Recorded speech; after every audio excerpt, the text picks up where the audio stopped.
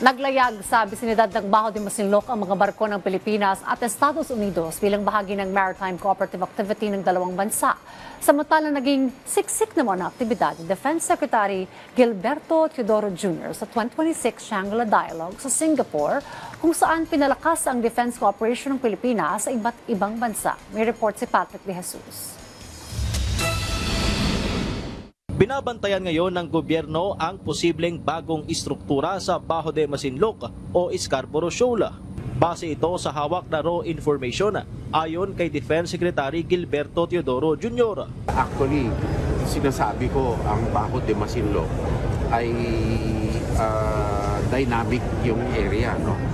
So, bagamat maliliit pa yung nangyayari, binabantayan ito. Ang Baho de Masinloc ay kabilang sa inaangkin ng China sa West Philippine Sea na dati na rin nilang idineklara bilang nature reserve kahit nasa loob ito ng 200 nautical mile exclusive economic zone ng Pilipinas o 124 nautical miles mula baybayin ng Zambales. Mula naman May 26 hanggang 30, nagsagawa ng bilateral maritime cooperative activity ang Pilipinas at Estados Unidos sa bisinidad ng Scarborough Shoal. Lumahok sa 5 araw na pagsasanay para sa Armed Forces of the Philippines ang BRP Antonio Luna, kasama ang AW-109 helicopter, FA-50 fighter aircrafts at Sokol aircraft. Kasama ring naglayag ang BRP Melchora Aquino ng Philippine Coast Guard, habang ipinadala ng US Indo-Pacific Command ang US Coast Guard ship Midget at isang MH-65 helicopter. Nakatakda namang i-transfer sa Pilipinas ang isang barko ng US Coast Guard na kinumpirma ni US Secretary of War Pete Hegseth sa kanyang pulong kay Teodoro sa Singapore, kung saan tinalakay din ang pagpapalakas sa kooperasyon ng dalawang bansa sa First Island Chain. Nakipagpulong din si Teodoro kay Japan Defense Minister Shinjiro Koizumi at isa sa napag-usapan ang pagkakaroon ng advanced discussion sa pag-transfer sa Pilipinas ng Abukuma-class destroyer escort mula Japan Self-Defense Maritime Force.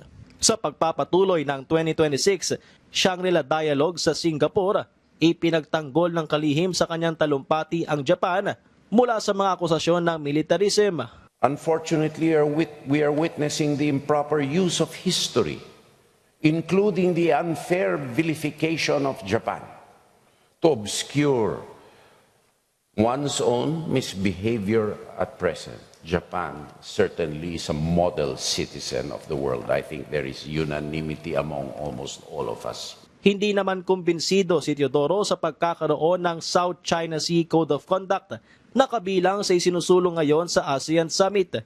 Giit ng kalihim, dahil sa China, kaya't may mga insidente sa karagatan na mayroon ding overlapping claims sa Vietnam, Malaysia, Indonesia at Brunei bukod sa Pilipinas.